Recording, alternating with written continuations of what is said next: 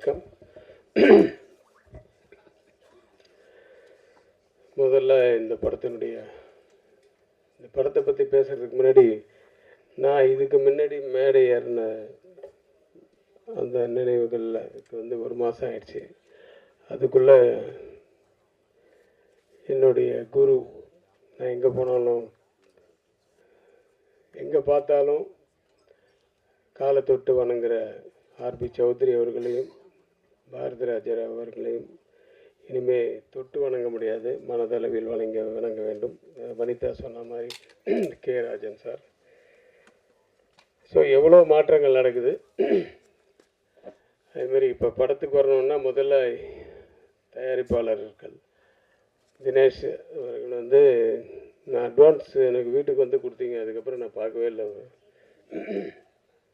Settlement ஆயிடுச்சு. தனஞ்சயன் சாரை வந்து எனக்கு ஒரு 25 வருஷத்துக்கு முன்னாடி தெரியும், 2000ன்னு நினைக்கிறேன். தெனாலி என்னுடைய சொந்த படத்தை வந்து முதல் ஒரு ஏரியா அவுட்ரைட் பண்ணார்னா இவர் தான் வந்து பண்ணார், ஆடியோ ரைட்ஸ். அன்றைக்கி அவர் அந்த இடத்துல இருந்தார். பாலா சொன்ன மாதிரி ஏர்டெல் கஸ்டமர் சர்வீஸு கரெக்டு. அவர் உண்மையாகவே ஏர்டெல்லில் வேறு வேலை செஞ்சுருந்தார். கரெக்டு, ஆமாம். ஏன்னா அது அங்கேருந்து அதுக்கப்புறமா நான் ஒரு சீசனில் பார்த்தா என் ஃப்ரெண்டு பெங்களூர்லேருந்து ஃபோன் பண்ணுறான், இப்போ எனக்கு ஏர்டெல்லில் வந்து எனக்கு ஒரு ஃப்ரான்ச்சைஸ் மாதிரி ஏதோ ஒரு இது பண்ணணும், சோலை பண்ணுன்னு ஃப்ரெண்டு.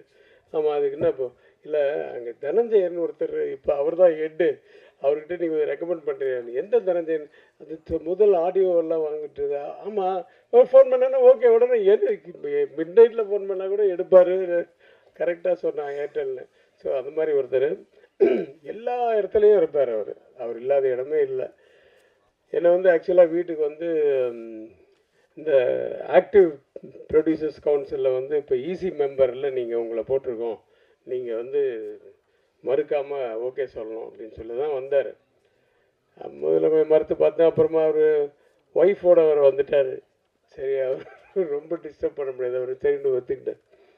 அப்போ தான் சொல்கிறாரு, நீங்கள் வந்து இந்த படம் ஒன்று பண்ணுறேன், நான் டைரக்டர் அனுப்புகிறேன், இந்த படத்தில் நீங்கள் ஒரு ரோல் பண்ணணும், ஹீரோவுக்கு அப்பாவா அப்படின்ட்டு. நான் கதை கேட்டுட்டு சொல்கிறேன் சார் அப்படின்னு. அப்புறம் கதை கேட்டு அது ஒரு பெரிய கதை. மகேஷ் வந்து வீட்டுக்கு வந்தால் கதை கேட்குறதுக்கு, கதை சொல்கிறதுக்கு. நான் சொன்னேன், என் கேரக்டர் மட்டும் கொஞ்சம் டீட்டெயிலாக சொல்லு, அவுட்லைன் சொன்னால் போதும், எனக்கு ஃபுல் கதையெல்லாம் வேணாம், அவுட்லைன் ஆஃப் த ஸ்டோரி சொல்லு, நான் புரிஞ்சுக்கிறேன், என் கேரக்டர் மட்டும் கொஞ்சம் டீட்டெயிலாக சொல்லு அப்படின்னு ஆரம்பித்தா சார். அது நான் என்ன பண்ணேன், அன்றைக்கி ரூமுக்கு கூப்பிட்டு போகாமல் ஹால்லேயே உட்கார வச்சுட்டேன். சரி, யாரும் வரமாட்டாங்க சார், அந்த பொண்ணு எப்படா உன்னை நீ இப்படி பயங்கரமாக சத்தம் போட்டு பேசின உடனே முதல்ல வந்து ஹவுஸ் கீப்பிங் வந்து எட்டி பார்த்தாங்க, அதுக்கப்புறம் கொஞ்ச நேரம் வச்சு குக்கு வந்து எட்டி பார்த்தாங்க. அப்புறம் 3ஆவது மாடியிலேருந்து என் ஒய்ஃப் வந்துட்டா, என்னங்க ஏதாவது பிரச்சனையா அப்படின்னு. இல்லை ஒன்றும் இல்லை, அவனுக்கு இது தண்ணி காஃபி இல்லை, மேலே கொடுத்தாச்சு காஃபி கொடுத்தனால ரொம்ப சூடாக இருக்கான், மோர் கொடு அப்படின்னு சொல்லி மோர். அப்படி வந்து அதாவது ஒவ்வொருத்தருடைய டைலாக்கையும் வந்து அவ்வளோ சத்தம் போட்டு பேசுவாப்புல. கொஞ்ச நேரத்தில் அவன் போனதுக்கப்புறம் ஒரு 2-3 நாள் கழித்து ஒருத்தர் வீட்டில் இந்த படத்தில் அடிக்கணும், அவன் தெரியும் அந்த அப்பா கேரக்டர் தானே சார், அந்த இது வந்து அவங்கவுங்க கதையை சொல்ல ஆரம்பிச்சிட்டாங்க எங்கள் வீட்டில். ஸோ வீட்டில் இருக்க அத்தனை பேருக்கும் கதை தெரியும். அந்த அளவுக்கு வந்து சத்தமாக பேசக்கூடிய ஆள். ஈவன் ஒவ்வொரு ஷாட்டுக்கு கூட நான் இந்த ஷாட்டை பற்றி சொல்லுப்பா அப்படின்னா அந்த சில பேர் இருப்பாங்க, ரகுவரன் மாதிரி, முன்னாடி என்ன நடந்தது, பின்னாடி என்ன நடக்க போகுது, முதல்ல என்னென்னு டைட்டிலேருந்து பிகினிலேருந்து சொல்லணும் எல்லாமே. இவர் அந்த மாதிரி இந்த ஷார்ட்டில் என்னன்னு சொன்னால் ஆரம்பிச்சார்னா டைலாக் நிறுத்தவே மாட்டார்.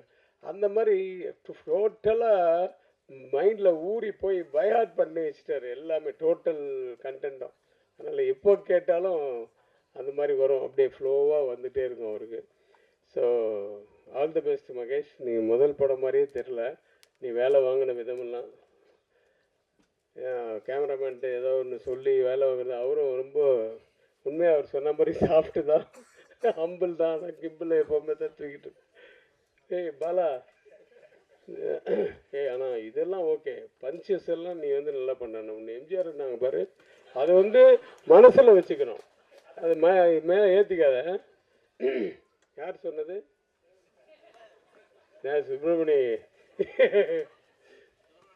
ஏன்னா உண்மையாக அந்த குணம் இருக்கணும். அந்த குணம் இருந்தால் தான் மனுஷனை மதிப்பாங்க எல்லாரும். அது மட்டும் இல்லை, மதிக்கிறது என்ன, நமக்கே ஒரு ஒரு ஒரு திருப்தி இருக்கும். அந்த குணம் அவன்கிட்ட இருக்குது நிறைய.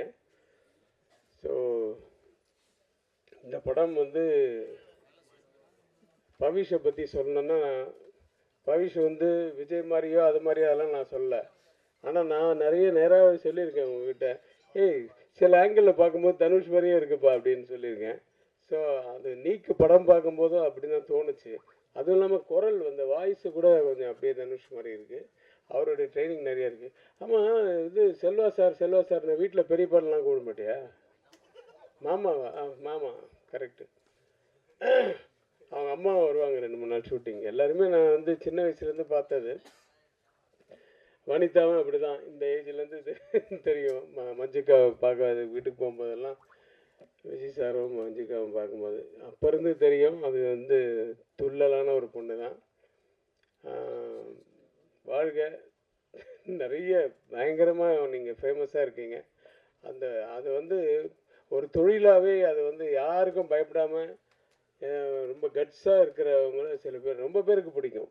ஸோ அப்படி உங்களுக்கு நிறைய ஃபேன்ஸ் இருக்காங்க. ஸோ பவிஷ், உங்களுக்கு வந்து இந்த படம் வந்து 2வது படமாக எனக்கு தெரியல. நான் உங்களோட பெர்ஃபார்ம் பண்ணும்போது நிஜமாகவே நல்ல இன்ட்ரெஸ்ட் எடுத்து பண்ணுறக்கூடிய ஒரு ஆர்டிஸ்ட்டு.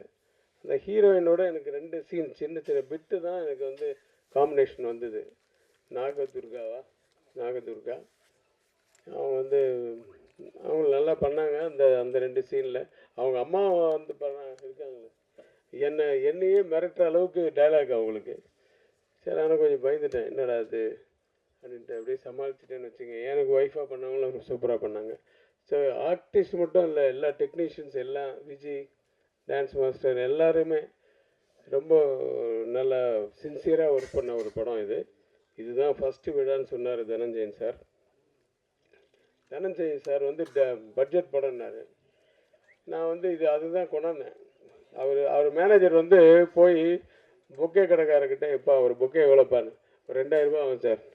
அப்படியா, எனக்கு வந்து 3 பொக்கே போதும். ஒரு பொக்கேயில் எத்தனை பூ இருக்கும்? ஒரு 50 பூ இருக்கும். எனக்கு 5 பூவாக வச்சு 5 பூவுக்கு மேலே வைக்காது, 3 பொக்கே போதும், எல்லாம் டோட்டல் யூனிட் கொடுக்கணும்னு சொல்லி மேனேஜர் வாங்க வச்சிருக்கு. தனஞ்சயன் சாருக்கு வாழ்த்துக்கள். பட்ஜெட் படம் தான் இப்படி தான் பண்ணணும். சூப்பராக அது மாதிரி பாருங்கள். அது வந்து ஒரு ஃப்ரெண்டில் நிற்க வச்சு எல்லாரும் பொக்கே பிடிச்சிட்டு நில்லுங்கன்னு சொல்லி ஃபோட்டோ வேறு எடுத்துட்டாரு. எல்லாருக்கும் நாங்கள் பொக்கே கொடுத்துருக்கோன்ட்டு. அதுக்கு தான் கொண்டாந்தாங்க.